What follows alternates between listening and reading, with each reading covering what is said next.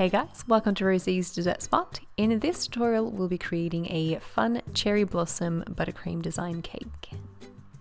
As usual, to begin you want to stick your cake onto a cake board. I used a 6-inch cake and I'm applying a little bit of simple syrup, which is just a mixture of vanilla, water and sugar. This is just going to make sure that our cake remains nice and moist. Create a ring around the border if you're going to fill in with something other than white frosting. Spread it out nice and flat until it touches the white ring and continue these steps until your cake is complete. I like to use 2 cakes cut in half and they're baked in 4-inch tall cake tins. If you notice your cake is becoming a little bit lopsided or maybe you've cut it on an angle, make sure you take care of that as you're building your cake. Otherwise your cake's going to be diagonal and it's hard to fix later. Create a thin layer of frosting all around the cake, trapping in any of those crumbs.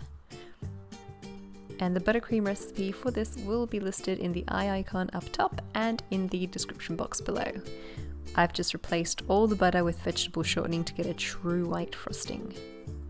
Clear up the sides, bring that lip of frosting to the center and refrigerate for at least 20 minutes so it's nice and set, and then apply your final layer of frosting. I find it helps to give me a much smoother finish when I microwave my frosting for about 5 to 10 seconds.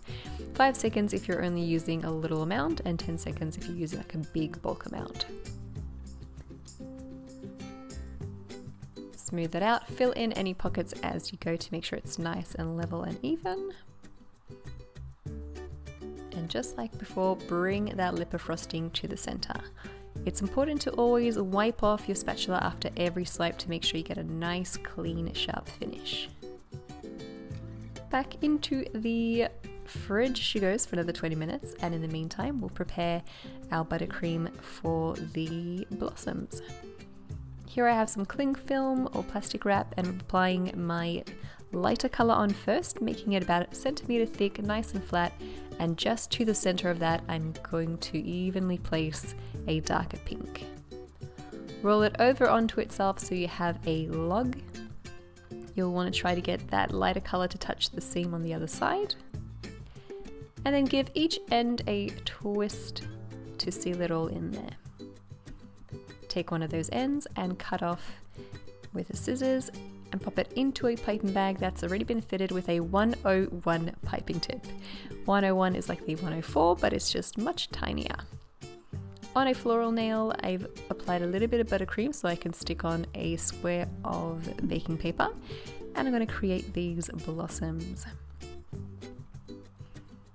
You'll want the skinny side of the piping tip facing away from you. As you pipe, you turn that floral nail and try to keep the larger end of the piping tip in the center at all times so you get these beautiful fanned out petals. And you can see how the 2 colors are working together here as well.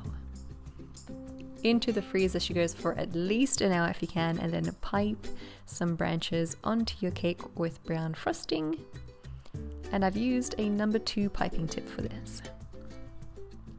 Do the same for the very top. You don't have to, but I think it just blended it all nicely this way.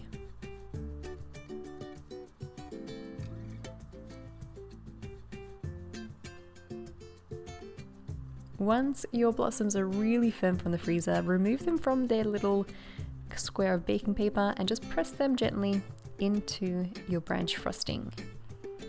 Make sure that the branches didn't set so the frosting is still nice and soft, and that way your blossoms will stick. It's a very simple cake, but it's very effective as well. It'll look really nice as a 2-tier if you continue this up the tiers. Hope you guys enjoyed this video and give it a go. If you do, hashtag Rosie's Dessert Spot so I can see your awesome creation as well. And we'll catch you again in the next tutorial.